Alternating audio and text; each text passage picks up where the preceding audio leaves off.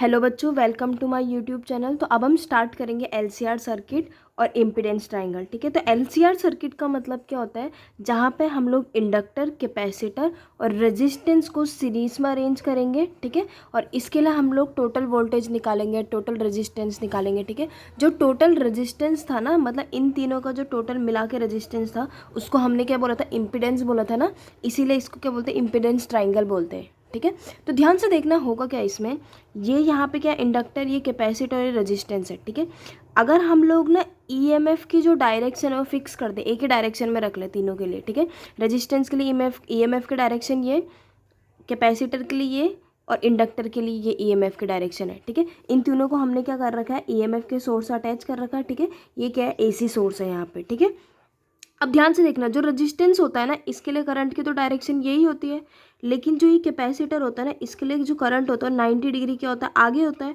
और जो इंडक्टर होता है, इसके लिए करंट क्या होता है, 90 डिग्री पीछे होता है। ठीक है, तो अगर हमने ईएमएफ को फिक्स कर रखा तो करंट की डायरेक्शन ये आएगी, रेजिस्टेंस के लिए ये डायरेक्शन, कैपेसिटर के लिए ऊपर डायरेक्शन, और जो इंडक्टर होगा इसके लिए नीचे डायरेक्शन होगी। ठीक है, लेकिन एक बार ध्यान से देखना, अगर हम लोग करंट की डायरेक्शन सबके लिए फिक्स कर दें तो तब हमें क्या निकालना पड़ेगा, ईएमएफ की डायरेक्शन निकालनी पड़ेगी। ठीक है, तो तीनों के लिए देखना, हमने क्या कर दिया, यहाँ पे करंट की डायरेक्शन को फिक्स कर दिया। ये करंट की डायरेक्शन है तीनों के लिए, रेजिस्टेंस के लिए, कैपेसिटर के लिए और इंडक्टर के लिए करंट की डायरेक्शन यही है। ठीक है, अब हम लोग ना रेजिस्टेंस के लिए ईएमएफ की डायरेक्शन निकालेंगे। तो रेजिस्टेंस के लिए जो ईएमएफ होता है ना, वो करंट की डायरेक्शन में होता है ना, इसका मतलब जो ई आर है ना, उसकी डायरेक्शन यही हो जाएगी। ठीक है, अब हम कैपेसिटर के लिए करेंगे, तो ध्यान से देखना, कैपेसिटर में होता क्या है, जो करंट होता है ना, ये करंट वो आगे होता है और ईएमएफ पीछे होता है। ठीक है, तो जो कैपेसिटर होगा उसके लिए ईएमएफ की डायरेक्शन किधर आएगी, इधर आएगी।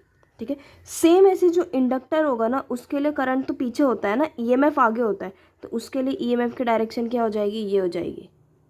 ठीक है, तो अगर हम ईएमएफ का ग्राफ बनाएंगे तो ऐसा बनेगा, लेकिन अगर हम करंट के लिए बनाएंगे तो करंट के लिए कैसा बनेगा, आई आर की डायरेक्शन तो यही होगी, बस इन दोनों में उल्टा हो जाएगा। जो आई सी है वो ऊपर आएगा, आई एल नीचे आ जाएगा। ठीक है, यानी कि जो आई सी होगा वो इधर आएगा और आई एल इधर आ जाएगा। ठीक है, तो देखना है इसमें क्या है, जो ई आर है उसकी डायरेक्शन तो यही है। ठीक है, ई एल की डायरेक्शन ये और ई सी की डायरेक्शन ये। ठीक है, तो ये ई एम एफ के लिए डायरेक्शन आ जाएगी यहाँ पे। ठीक है, net EMF of LCR circuit, जो एलसीआर सर्किट है इसका नेट ईएमएफ देखना कैसे निकालेंगे। ये दोनों तो एक दूसरे के ऑपोजिट है ना, ये इधर जा रहा है, ये इधर जा रहा है, इसको वेक्टर सम करेंगे हम लोग इसका। ठीक है, जब कोई ऑब्जेक्ट यहाँ पे होगा, इसको कोई इधर खींच रहा है और इधर भी खींच रहा है इसको। ठीक है, दोनों ऑपोजिट फोर्स है। ठीक है, तो उस टाइम पे क्या होता है, जो फोर्स ज़्यादा होता है उसमें से कम वाले को माइनस कर लेते हैं। अभी के लिए लेट कर लेते हैं, जो ई एल है ना वो ज़्यादा और ई सी क्या है, छोटा है। ठीक है, तो इन दोनों का रिजल्टेंट, अभी के लिए इन दोनों का रिजल्टेंट क्या होगा, ई एल माइनस ई सी होगा। यानी कि इसको हम हटा सकते हैं ना, इन दोनों का टोटल जो ई एम एफ होगा वो किधर जाएगा, इधर जाएगा। ठीक है, और इसको हटा के हम लोग इधर कितना जाएगा, ई एल माइनस ई सी लिख सकते हैं। ठीक है, इसका मतलब अब जो हमारे पास बचा है ना, इस ऑब्जेक्ट में जो ईएमएफ लग रहा है वो किधर किधर लग रहा है, एक तो इधर और एक इधर। ठीक है, दोनों के बीच का एंगल कितना है, यहाँ पे 90 है ना। ठीक है, अब इन दोनों को हम लोग सॉल्व करेंगे यहाँ पे। ठीक है, इन दोनों का रिजल्टेंट निकालना है। ठीक है, तो इन दोनों का जब हमको रिजल्टेंट निकालना होगा तो उसके लिए फॉर्मूला क्या होगा, वो लेट कर लेते कि वो क्या होगा, ई नॉट होगा। E naught equals to root E L minus ई सी का स्क्वायर प्लस ई आर स्क्वायर। ठीक है, ध्यान से देखना, रिजल्टेंट निकालने का फॉर्मूला ये होता है, जैसे कि ये कोई ऑब्जेक्ट है, इसको कोई इधर F1 फोर्स से खींच रहा होगा, इधर कोई इसको F2 फोर्स से खींच रहा होगा, और इन दोनों के बीच का जो एंगल थीटा है ना, तो इस ऑब्जेक्ट में जो नेट रिजल्टेंट फोर्स लगेगा ना, वो कितना लगेगा, उसका फॉर्मूला होता है f net equal to root के अंदर F1 का स्क्वायर प्लस F2 का square plus 2F1 F2 cos theta. ठीक है, ये इसका फॉर्मूला होता है। अभी अगर हम लोग यहाँ पे ध्यान से देखेंगे तो फोर्स की जगह में क्या है, ईएमएफ है। ठीक है, इधर कितना ईएमएफ था, ई आर, और इधर कितना ईएमएफ है, ई एल माइनस ई सी। ठीक है, अब अगर हम इन दोनों को सॉल्व करेंगे तो इन दोनों को सॉल्व कर लेट कर लेते हैं कि ई नॉट आंसर आएगा। ठीक है, तो ई नॉट इज इक्वल टू होगा ई एल माइनस ई सी का होल स्क्वायर। ठीक है, ठीक है, प्लस ई आर का square plus 2 E L minus ई सी।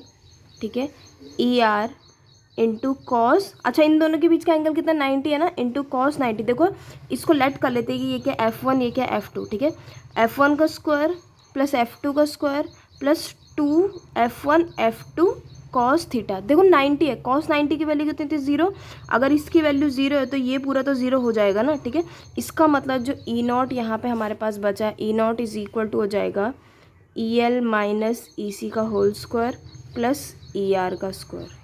ये यहाँ पे नेट ई एम एफ की वैल्यू आई है, ठीक है। तो यहाँ पे देखना ध्यान से, ये रहा, ठीक है। तो net E M F of L C R circuit E naught is equal to root E L minus ई सी का होल स्क्वायर प्लस ई आर स्क्वायर आएगा, ठीक है।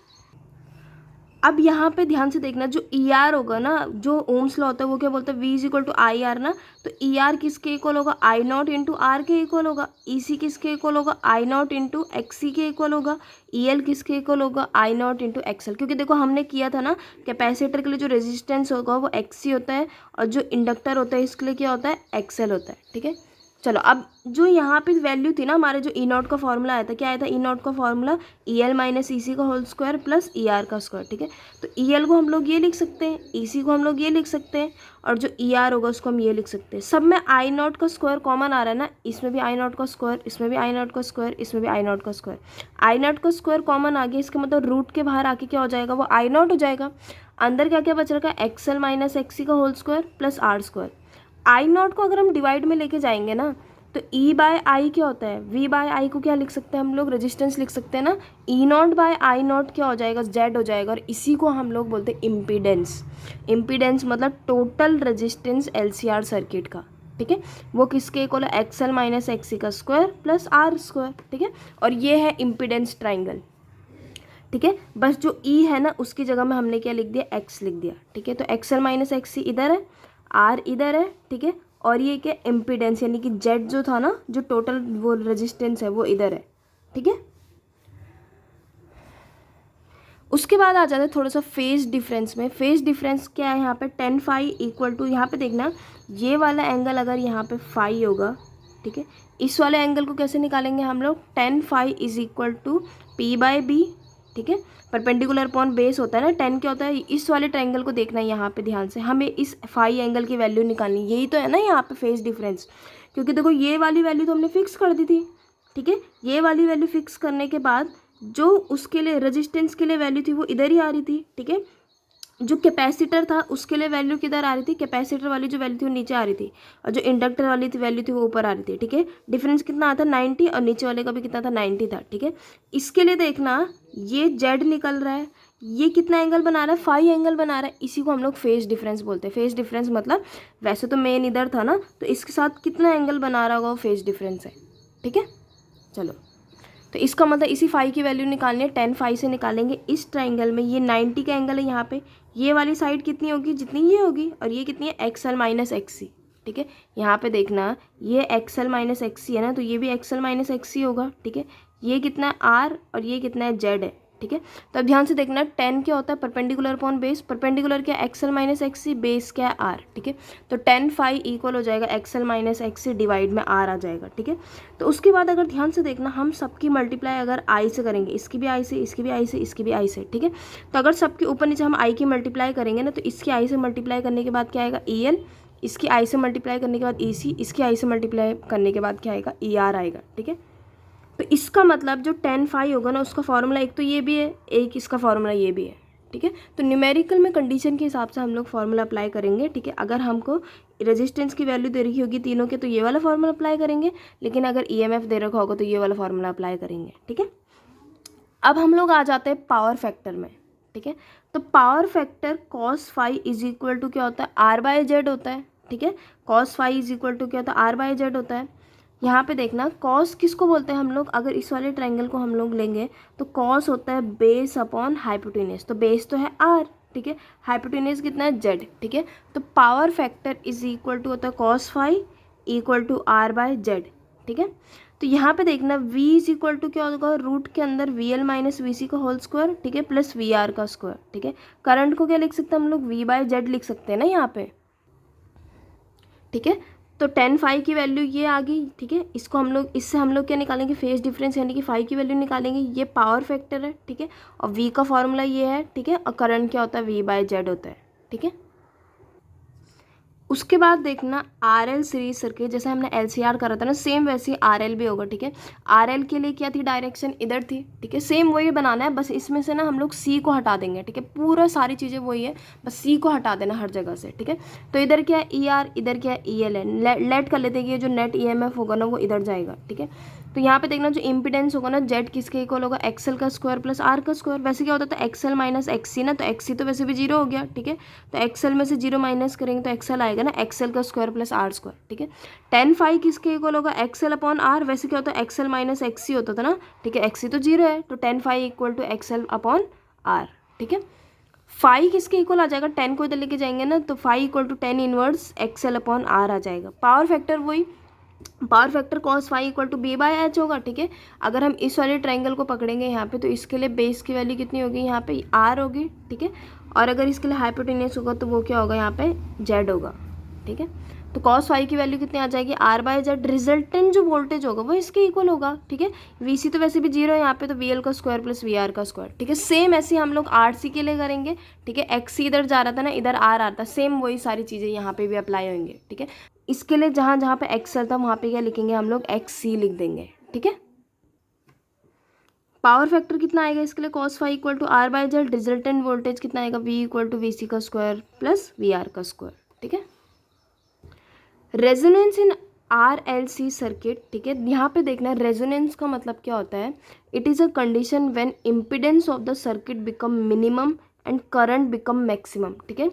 एल सी आर सर्किट में जब करंट की वैल्यू मैक्सिमम होगी, ठीक है, या फिर जो इम्पिडेंस होगा ना वो सबसे कम होगा, मिनिमम होगा, ठीक है। तो उस कंडीशन को क्या बोला जाता है, एडमिटर सर्किट और एक्सेप्टर सर्किट बोला जाता है। इसमें रेजोनेंस होता है, ठीक है। यहाँ पे देखना ये फॉर्मूला होता है इम्पिडेंस का, जेड इक्वल टू क्या होता है, रूट के अंदर एक्सएल माइनस एक्सी का whole square plus r square होता है, ठीक है। जेड की वैल्यू ना मिनिमम कब आएगी, सोच के देखना। यहाँ पे जेड की वैल्यू मिनिमम तब आएगी जब एक्सएल किसके इक्वल होगा, एक्सी के। दोनों को माइनस करेंगे तो आंसर जीरो आ जाएगा ना, इसका मतलब ये पूरा हट गया, ठीक है। तो जेड किसके इक्वल आएगा, रूट आर स्क्वायर, स्क्वायर से रूट कैंसिल, यानी कि जेड जब आर के इक्वल होगा, ठीक है। इसका मतलब जो इम्पिडेंस होगा ना वो किसके इक्वल होगा, रेजिस्टेंस के इक्वल होगा। तो उस टाइम पे जो करंट होगा वो मैक्सिमम होगा, ठीक है, और जो इम्पिडेंस होगा वो मिनिमम होगा, ठीक है। तो रेजोनेंस के टाइम पे एक्सएल किसके इक्वल होता है, एक्सी के, ठीक है। जब ये दोनों इक्वल होंगे तो आंसर तो जीरो आ जाएगा, इसका मतलब पूरा हट जाएगा। तो रूट के अंदर आर स्क्वायर बचेगा, तो जेड आर के इक्वल आएगा। As it allow minimum resistance so current become maximum. Current की वैल्यू क्या आएगी, maximum. I is equal to क्या आएगा, वी बाय आर आ जाएगा। आई इज इक्वल टू वैसे वी बाय जेड होता है ना, तो जेड तो आर के इक्वल है, तो I is equal to V by R, और ये मैक्सिमम वैल्यू है करंट की, ठीक है। अब रेजोनेंस फ्रीक्वेंसी में आ जाते हैं हम लोग। रेजोनेंस फ्रीक्वेंसी का मतलब होता है कि एक्सएल एक्सी के इक्वल होगा, तो इससे हम फ्रीक्वेंसी निकालेंगे। रेजोनेंस के टाइम पे फ्रीक्वेंसी कितनी होगी, ठीक है। तो एक्सएल का फॉर्मूला क्या था, one by omega l. X c क्या था, एक्सी का क्या था, ओमेगा सी था।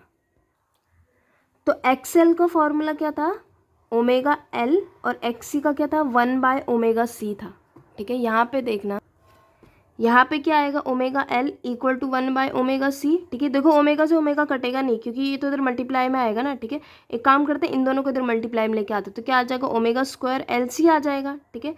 ओमेगा को क्या लिख सकते हैं हम लोग, टू पाई एफ लिख सकते हैं ना ओमेगा को, ठीक है। एफ का ही मतलब फ्रीक्वेंसी होता है, ठीक है। अब तीनों का स्क्वायर करेंगे, टू का स्क्वायर क्या होगा, फोर, पाई का स्क्वायर क्या होगा, पाई स्क्वायर, ठीक है। एफ का स्क्वायर क्या होगा, एफ स्क्वायर, ठीक है। तो एफ स्क्वायर की फ्रीक्वेंसी तो निकालनी है ना हमें, तो फ्रीक्वेंसी को इधर लिखेंगे, बाकी सबको दूसरी साइड लेके जाएंगे, ठीक है। फ्रीक्वेंसी का स्क्वायर इसके इक्वल है, फ्रीक्वेंसी किसके इक्वल हो जाएगी, रूट के। इसका रूट करेंगे तो देखो टू का तो स्क्वायर है, तो टू तो रूट से बाहर आ जाएगा। पाई का भी स्क्वायर है तो पाई भी रूट से बाहर आ जाएगा। इसका मतलब जो फ्रीक्वेंसी होगी ना, रेजोनेंस फ्रीक्वेंसी, ठीक है, is equal to one by two pi root l c, ठीक है। तो ये मोस्ट इंपॉर्टेंट है, इस फॉर्मूले को लर्न रखना। जो रेजोनेंस फ्रीक्वेंसी होती है, जहाँ पे करंट की वैल्यू मैक्सिमम होती है और इम्पिडेंस की वैल्यू मिनिमम होती है, तो उस टाइम पर जो फ्रीक्वेंसी होती है वो ये होती है, ठीक है, one by two pi root l c, ठीक है। रेजोनेंस कर्व देख लेते हैं हम लोग यहाँ पे, ठीक है। फ्रीक्वेंसी के वैल्यू के हिसाब से जो करंट होगा ना वो कहाँ पे चेंज होगा, देखना। अगर फ्रीक्वेंसी धीरे धीरे करके बढ़ते रहेगी तो करंट की वैल्यू भी धीरे धीरे करके बढ़ते रहेगी, ठीक है।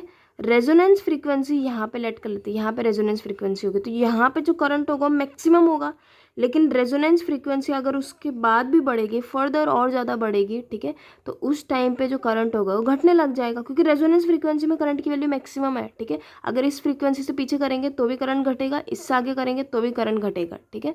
तो इसका मतलब करंट डिक्रीज हो रहा है इसके बाद और इससे पहले, ठीक है। ये मैक्सिमम है, रेजोनेंस फ्रीक्वेंसी ये मैक्सिमम नहीं है, करंट मैक्सिमम है, ठीक है।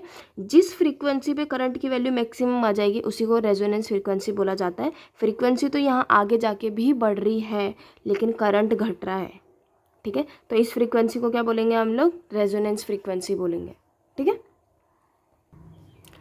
उसके बाद है क्वालिटी फैक्टर। क्वालिटी फैक्टर क्या होता है, it is defined as the ratio of potential drop across L और C to the potential drop across R, ठीक है।